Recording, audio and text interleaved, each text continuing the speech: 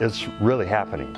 The climate clearly is warming throughout the entire world and has been warming for at least several decades. It has warmed across the United States at about the same rate, about 1.4 degrees Fahrenheit. And we continue to see the temperatures generally warm as we go, a decade after decade. This is happening because of the increase of the greenhouse gases into the atmosphere. And the greenhouse gases, of course, are very important to keep the temperature livable for us. We definitely need to have those gases, the gases like carbon dioxide and water vapor, and there's a number of other trace gases. They are clearly needed. But we have definitely noticed that the carbon dioxide in particular has increased as a result of human activities. We are getting more events where we get greater than average precipitation events, significant precipitation events, but we're also going through longer periods of dry weather.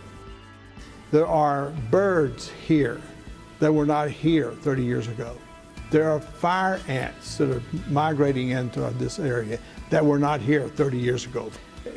Look, when I talk to the public about climate change, I stay away from the politics because the politics is really what's making this messy, okay?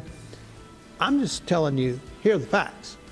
The facts are that we used to have 355 parts per million of carbon back in the 1950s recorded in Hawaii.